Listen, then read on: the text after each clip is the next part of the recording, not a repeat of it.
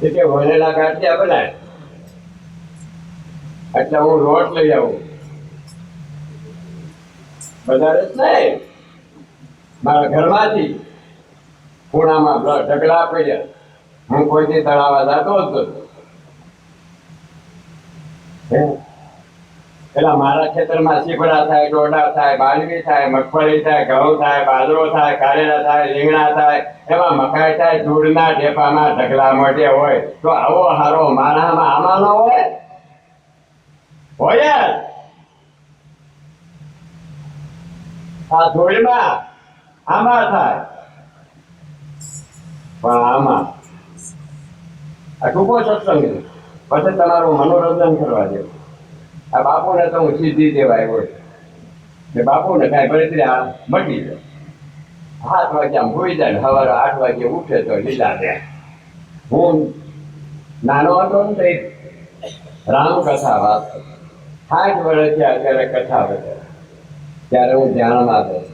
પ્રાણ નિસરી ગયો, ડૂબીની નિસરી ગયો, નાદમાં તેનું બોલ્યું. એ પ્રાણ ન્યાય ગયો એટલે નાદની ડૂબીની નીચે તમે પાણી પીવો. ત્યાં હિમાલય એ પાણી ત્યાં સ્થિર થાય. ત્યાં હિમાલયમાં શંકર બેઠો, મારો પ્રાણ છે ત્યાં બેઠો અને સ્થિર થયો એટલે શંકર છે. પછી એની પડખામાંથી એની માયા ઉત્પન્ન થાય. એ પ્રાણ ગયો ને પ્રાણમાંથી શ્વાસ ઉત્પન્ન થયો. એ ઉપડીને બહાર નીકળ્યો. પ્રાણ એનો એ પ્રાણ બહાર આવ્યો તો એમ કહે ઉઠે રોટલા ખાય. આને માયા વ્યતી કરી. આવડો આ પ્રાણ જ માયા. રોટલા કરવા મારે કારખાને જવું છે. આ બહાર ગયો એટલે માયા છે એનો એ આવે છે શંકર છે. બહાર ને અંદર બે એકનો એક છે. આ તો બધી લીલા છે, આ નહીં સમજાય. આમાં તો મોટા મોટા ભૂલા પડ્યા.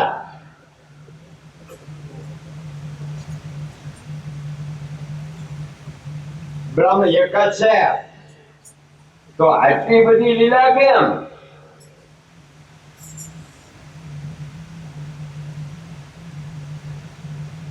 ટૂંકો દાખલો દીધો. જો આ ઓળખાણ ના થાય તો સમજી લેજો મૃત્યુનો છેલ્લો શ્વાસ. આ શ્વાસ માયા બહાર નીકળશે તેથી તમારો ભૂકા નીકળી જવાના. આ ટૂંકું ગંદા હે. આ ટૂંકાના ધણી હગાવાલા કુટુંબના ઘરના એ આમાં પ્રાણ નીકળ્યો એટલે 3 કલાકમાં હલકાવી દે. હે તો ઓલો મારી પાસે રામ રમનારો ક્યાંય ગયો? હે બાપુ ક્યાં ગયો?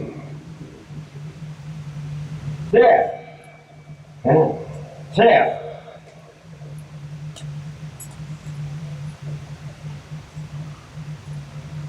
વિશે ધ્યાન ધરો.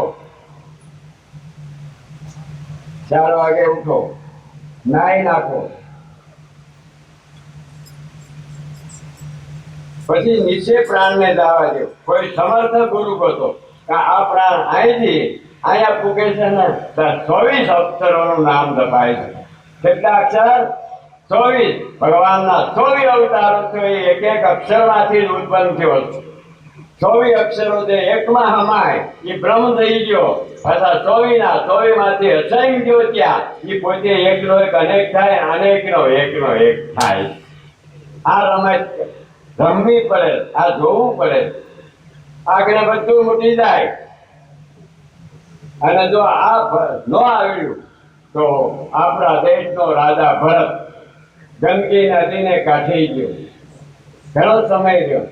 એમાં હરણ દીકરીને હરણનું બધું પાડ્યું. યાદ રાખો, પત્ની છોડી, પુત્ર છોડ્યા, રાજ છોડ્યા, માતા પિતા છોડ્યા, જગત છોડ્યું અને છેલ્લે હણકીમાં ઘડાણોમાં આ જન્મનો રાજા અને બીજા જન્મમાં હણકી બાયરી 24 વર્ષ થયો. યાદ રાખજો તમારી મની વાસના જો બહાર રહી ગઈ. ટૂંકો દાખલો.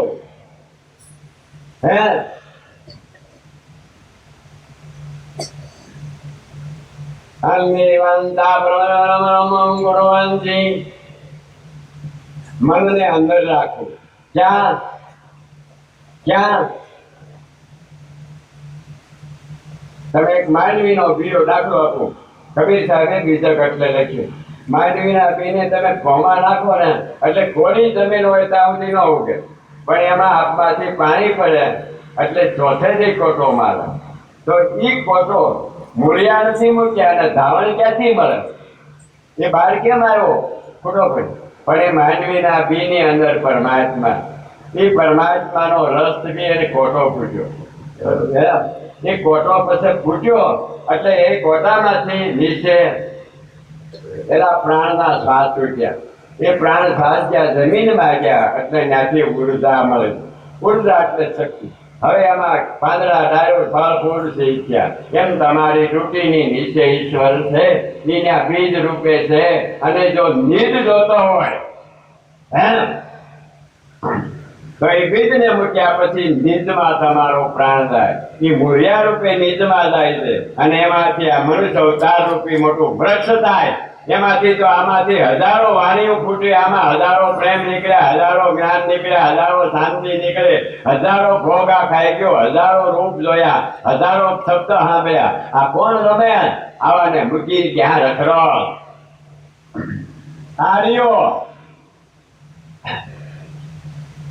છે. પણ આશા ગુરુ જોઈ. તમારો સમય થાય લખી ગયો. હા તો ભલે આને મેળવવો હોય હે તો અંદર એકલાને જવું પડે. માત્ર એની અરે ગુરુનો શબ્દ જ આવે. કોણ આવે? શબ્દ. ટૂંકે દાખલે લીધો છો. બાકી એક વ્યક્તિ જો ઉભારો ને તો તમે આ શેતાળે નહીં 50 કલાક કહેવો તે અમારો સત્સંગ પૂરો થાય. હું આમનો સત્સંગ કરે કરો વખત ચાલ દૂરમાં પેલા હું બોલું.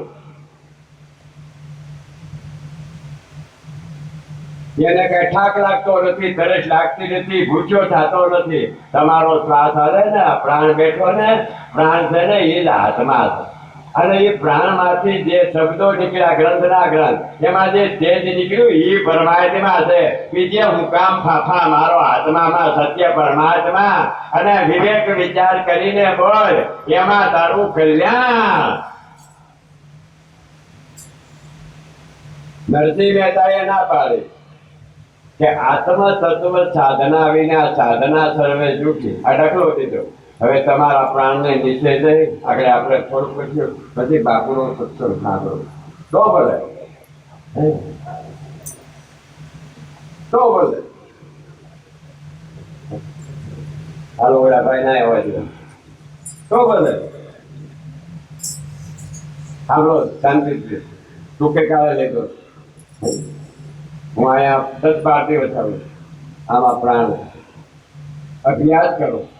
પેલા કોઈ સમર્થ ગુરુ પાસે 24 શબ્દો 12 ધવની અને 6 માત્ર આનો જે મંત્ર છે એની પાસે લ્યો. જો આ 24 અવતારોમાં મન જાય, 12 માત્રા 12 આંગળ શ્વાસો હકેલાય આમાં પાછો વયો જાય. 12 માત્રા 12 બુજે ને અખંડ ઉજે અને 12 માત્રા અંદર આ પ્રાણ તો તૂટીની નીચે વયો જાય ને હે તો આનો આ મહાન થઈને આવે. પણ આવું જ્ઞાન કોઈને બહુ ગમે ગમે ગમે નહીં. આ તો અસર. આને કબીર સંપ્રદાયમાં આ જ્ઞાન વાળાને હંસ કીધા.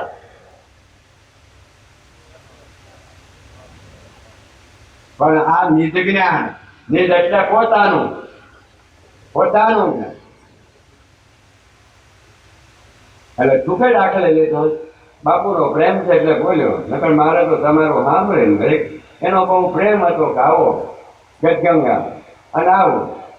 અને હું ગમે ને પ્રેમ હોય ને એટલે ગમે ના જાઉં. હું કોઈ સંપ્રદાયના વાળાને માનતો નથી. ગમે એ સંપ્રદાય હોય, ગમે એને માનતો હોય, મારે કાંઈ લેવા દેવા ને. હું તો એને પ્રેમથી રહું અને મારે એને પ્રેમ રહે. પછી હું કાંઈક વાતું કરું એ સાંભળે અને એ પાછો વિચારે એકલો બેસે અને એ વિચારીને જીવનમાં ઉતારે અને કરવા માંડે. એટલે એનો એ માન ભગવાન થઈ જાય, પાપીમાં પીઠ થઈ જાય. હું આમાં કાંઈ ગંગાજી નાવા જવું પડે?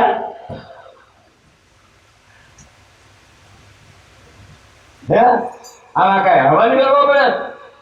હે બહુ ટૂંકો રાખો. હે અને આ મળી ગયો પછી કાંઈ કરવું પડે? હે ભાઈ કરવું પડે.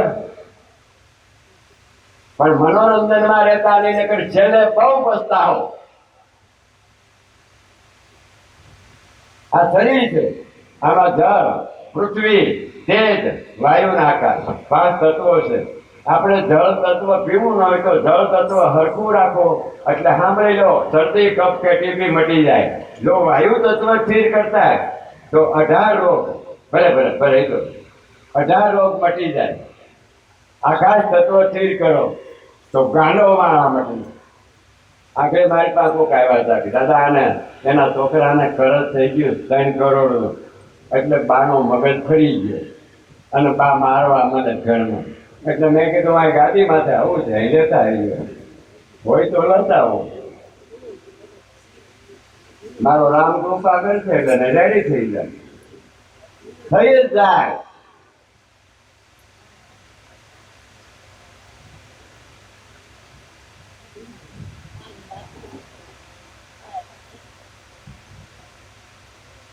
રૂકો છે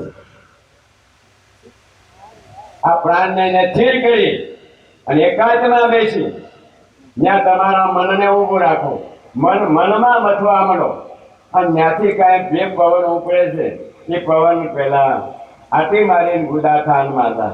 ગુદાથાનમાંથી જમણે પડખે નીકળશે તો સૂર્યનારાયણનો પ્રભાવ પડશે.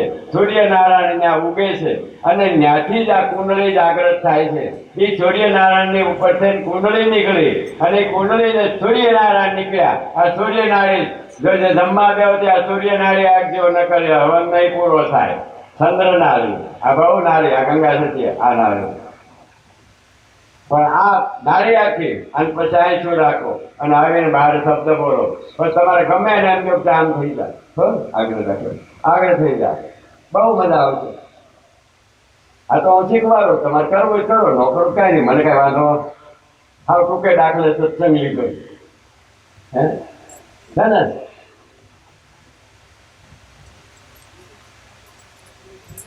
આ તો આનો આશ્રમ છે. આવા દુખિયાના દુઃખ થાય આને આશીર્વાદના ઢગલા મળશે. ભલે તું તારે કદાચ આમાં ખર્ચો થયો છે, આમાં કદાચ 10,000 જોતા હોય તો હાલે હું દેતો હતો ના.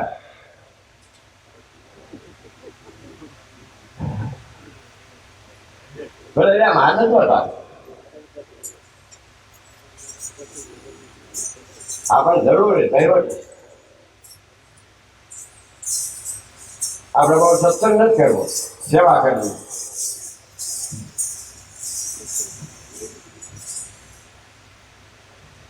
હું બા વિચારો પડે